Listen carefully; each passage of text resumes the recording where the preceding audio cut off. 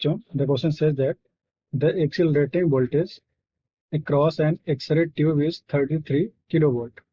Explain why the frequency of the X-rays cannot exceed a certain value and calculate this maximum frequency. Given h equals 6.62 into 10 to the power 33, given h equals 6.62 into 10 to the power 34 joule second, and E equals 1.6 into 10 to the power minus 19 coulomb. Okay. So key concept for this particular question will be formula of maximum frequency. Formula of maximum frequency. New से लिखते हैं इसको. New equals आपका जो होता है formula वो होता है new equals EV upon H. EV upon H. यहाँ पे वी वोल्टेज है जो हमने अप्लाई करा है, एच प्लैंक कांस्टेंट है और न्यू है फ्रीक्वेंसी. ठीक, ये आपका ईवी अपॉन एच. देखिएगा होता क्या है, हम इस तरह से इसको थोड़ा सा डिजाइन कर लेते हैं. ये मान लेते हैं ये आपका एक कोई फिलामेंट है, इसको हमने वी वोल्टेज पे रख दिया है. ठीक, अब इससे जो इलेक्ट्रॉन एमिट होंगे इनकी जो मैक्सिमम काइनेटिक एनर्जी होगी वो होगी के इक्वल्स ई इंटू वी. के इक्वल्स ई इंटू वी.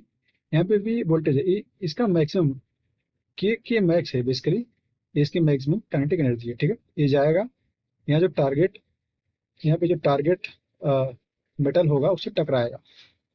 ठीक है, इलेक्ट्रॉन गया यहाँ से जाके टकराया. ठीक, जब जाके टकराएगा तो हो सकता है कि अपनी पूरी एनर्जी लूज कर दे. अगर पूरी एनर्जी लूज करेगा, ठीक है, तो जो यहाँ से फोटोन निकलेगा, बेसिकली जो एक्सरे निकलेगा उसका जो वेवलेंथ होगा वो मैक्सिमम होगा.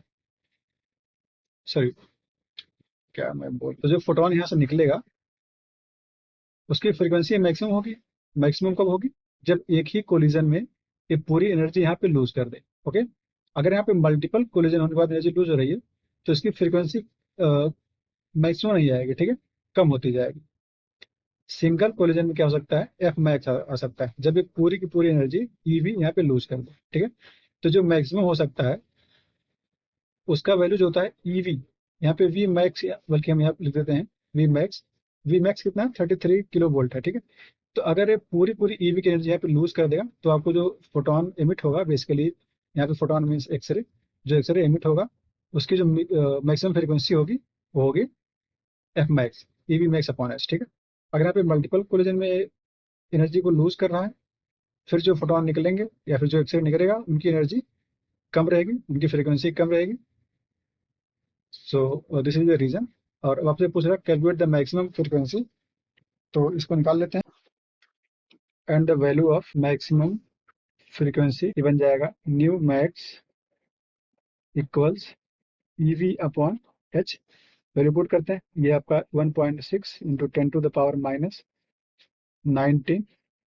आपको वी दिया है वोल्टेज, बेसिकली पोटेंशियल डिफरेंस दिया है 33 किलो वोल्ट है, तो हो गया 33 into 10 to the power 3 volt upon H है आपका 6.62 into 10 to the power minus 34. इसको थोड़ा सिंप्लीफाई कर लेते हैं, देखिएगा ये बन जाएगा 52.8, नीचे हो जाएगा 6.62 और यहाँ पे 10 टू द पावर जो बचने वाला है वो है 34. ये ऊपर गया 34 प्लस 3 37 और माइनस 19. ठीक, तो आएगा 10 टू द पावर 18. तो इसको डिवाइड कर देते हैं 52.8 अपॉन 6.62 करेंगे तो जो आपका न्यू मैक्स आएगा, बेसिकली मैक्सिमम फ्रीक्वेंसी की बात कर रहे हैं, न्यू मैक्स आएगा 7.976 into 10 to the power 18 hertz. ये आपका मैक्सिमम फ्रीक्वेंसी का वैल्यू है. So the final answer is 7.976 into 10 to the power 18 hertz. Hope you understood it well.